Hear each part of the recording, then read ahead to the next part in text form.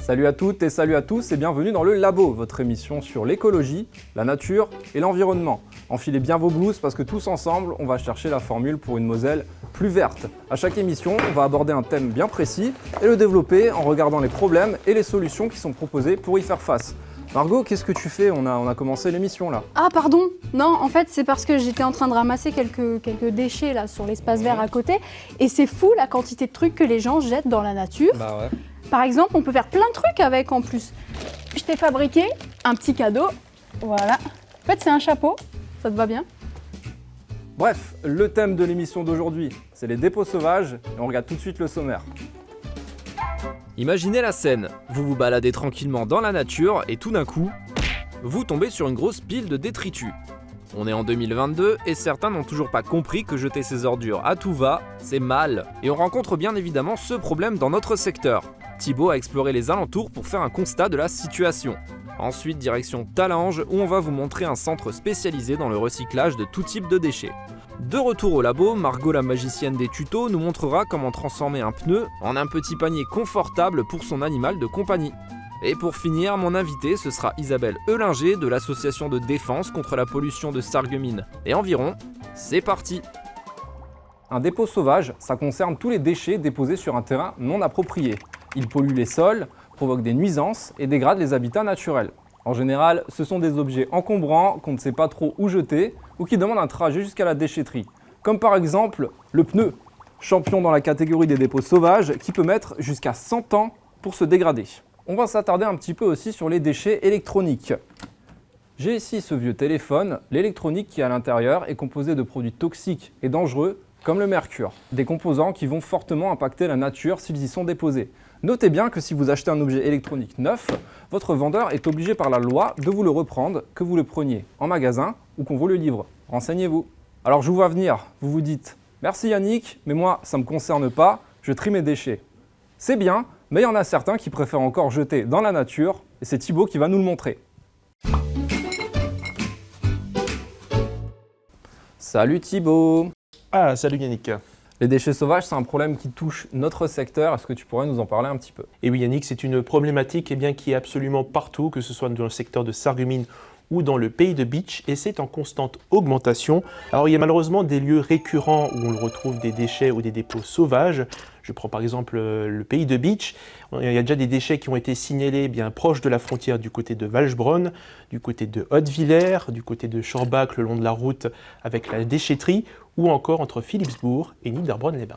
Ici, un habitant de Bérenthal nous montre des photos de déchets retrouvés à 150 mètres du stade de foot.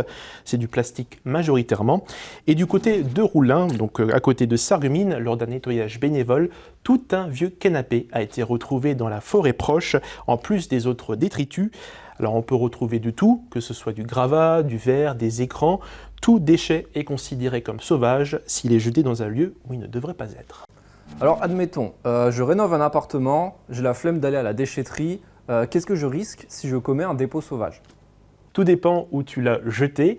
Alors si c'est dans la forêt, cela relève de l'ONF, mais si on s'attarde sur une commune en particulier, le maire, face à ce phénomène, dispose d'un certain arsenal juridique.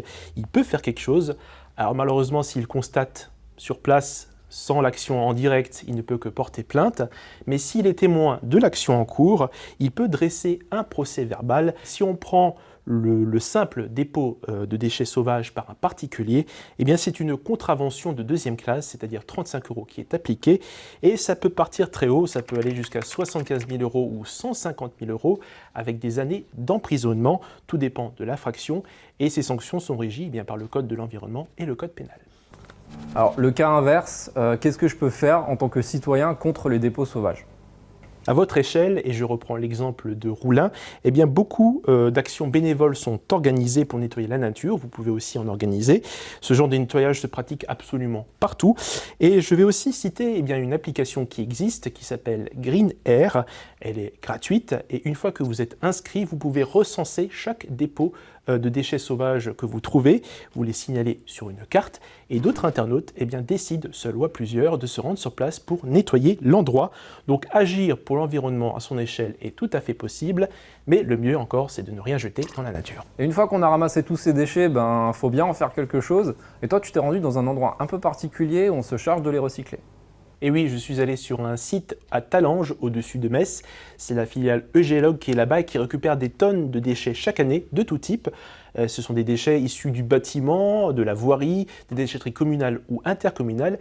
Et le but de la filiale est de les valoriser au maximum. Je vous propose quelques petites explications dans ce reportage. C'est un défilé de déchets qui ne s'arrête jamais. Ici, plus de 100 000 tonnes, tout type confondus, y arrivent chaque année. Ils viennent par voie navigable ou par camion.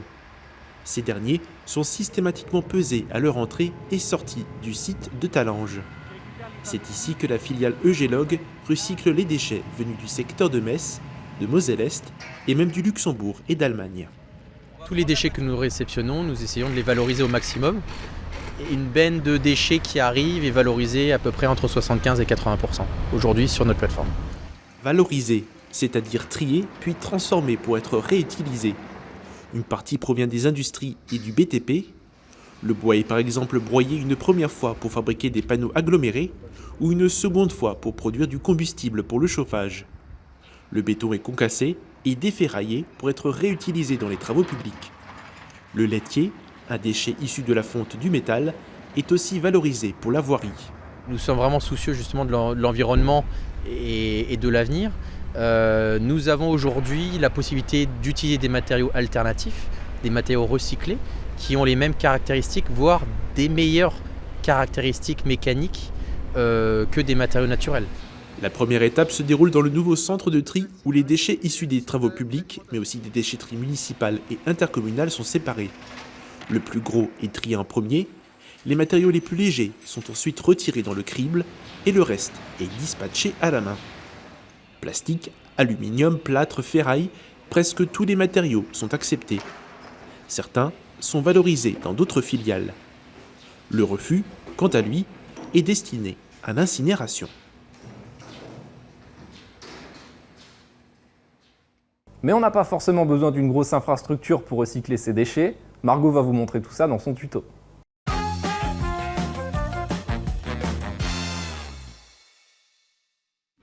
Pour ce tuto, vous aurez besoin de cordes, d'un pistolet à colle, de plusieurs coussins bien douillés, d'une couverture et d'un pneu. Bon, j'ai un peu galéré à le porter.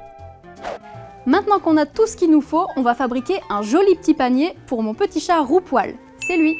Bien sûr, pour que ça ne soit pas trop long, j'ai déjà commencé avant de venir, mais vous allez voir, c'est tout simple. Vous commencez à enrouler votre corde autour du pneu en partant du bas vers le haut. Vous pouvez aller jusqu'à recouvrir les flancs parce que c'est plus joli, c'est ce que j'ai choisi de faire. Vous aurez besoin de vous équiper de gants car la colle est très chaude, bien sûr. Ensuite, vous prenez votre pistolet à colle et vous mettez des points un petit peu partout. N'hésitez pas à être très généreux.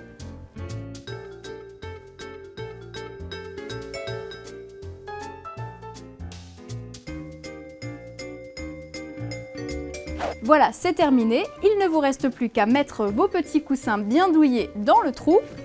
Voilà, vous remplissez bien avec tous vos petits coussins. Et maintenant, il ne vous reste plus qu'à recouvrir avec la couverture préférée de votre animal de compagnie. Et si vraiment vous n'avez pas l'âme bricoleuse et que vous n'avez pas d'animaux de compagnie, ce n'est pas grave. Sachez que vos garagistes ont l'obligation de reprendre vos vieux pneus gratuitement. Ils les remettront ensuite au collecteur de la filière et ils seront revalorisés. Voilà, à bientôt dans les tutos de Gogo. Mon invité cette semaine, c'est Isabelle Eulinger de l'association de défense contre la pollution de Sarreguemines et environ. Isabelle, bonjour. Bonjour. Alors, est-ce que tout d'abord, il faut nous faire un topo sur les déchets les plus problématiques ?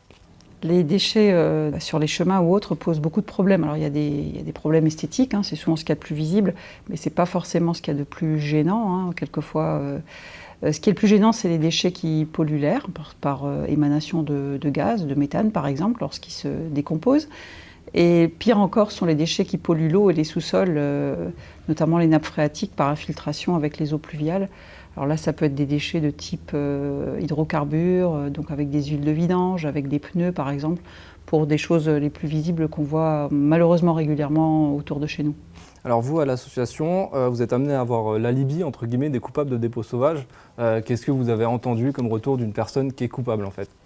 Oh, c'est souvent des excuses rarement liées à l'argent parce qu'aujourd'hui on peut quand même aller en déchetterie, en tout cas pour les particuliers, et donner toutes sortes de déchets donc qui puissent aller vers les filières de tri. Les professionnels, eux, en général, sont plus discrets parce qu'il y a quand même aussi des professionnels qui jettent des déchets comme des pneus. Quelquefois on en voit beaucoup d'un coup. Ça peut rarement être un particulier. Eux, je pense que c'est tout simplement le fait qu'ils doivent payer pour l'enlèvement qui conduisent à ce genre de comportement. Et pour les particuliers, c'est souvent très basique. Hein. Ils sont arrivés devant la déchetterie qui était fermée, ou ils se sont fait refouler parce qu'ils en avaient un petit peu trop. Peut-être qu'il faudrait aussi voir de ce côté-là pour éviter que ce genre d'excuses soit valable. Donc c'est un problème qui vient aussi des deux côtés, autant des gens qui sont coupables de dépôts sauvages, mais aussi entre guillemets, des solutions qui leur sont proposées pour, tout à fait, oui. Pour se débarrasser de leurs déchets, tout simplement.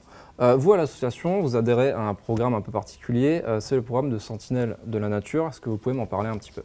Oui, c'est un réseau qui a été mis en place par France Nature Environnement, auquel nous adhérons. Au niveau lorrain, également, c'est relayé par Lorraine Nature Environnement, et la DPSE en fait partie. Donc c'est un système assez pratique qui a été mis en place parce que le constat, c'était qu'en fait, par rapport à toutes les atteintes qui sont faites à l'environnement, parce que là on parle des déchets, mais il peut y en avoir d'autres, hein, ça peut être des pollutions de l'eau, ça peut être des incendies, ça peut être des destructions d'habitats. On se rend compte qu'on n'a pas toujours l'information, on n'a pas toujours des personnes présentes sur place pour s'en rendre compte et faire les constats. Donc là, l'idée, c'est de créer en fait un réseau de sentinelles, d'où le nom, hein, c'est Sentinelles de la Nature, qui permet en fait d'avoir des personnes qui soient en capacité, d'une part, de nous transmettre les informations, et d'autre part, de créer un réseau local de gens en capacité de répondre aux premières sollicitations, aller faire des constats et les remonter, et ensuite on voit au niveau juridique ce qu'il y a lieu de faire.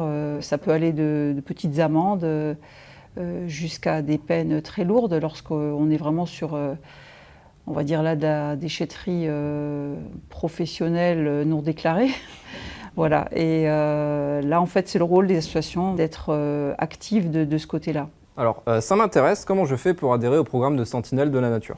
C'est pas compliqué, vous allez sur votre App Store favori et vous téléchargez l'application Les Sentinelles de la Nature et vous l'avez après sur votre téléphone portable, et lorsque vous voulez signaler quelque chose qui vous paraît être une atteinte à l'environnement ou quelque chose de bénéfique pour l'environnement, parce que on a ça aussi, eh bien vous vous laissez guider par l'application qui va vous donner les instructions. Il s'agit par exemple de faire 2-3 photos et de préciser la localisation exacte des déchets pour qu'on puisse ensuite faire ce qu'il y a lieu de faire. Voilà.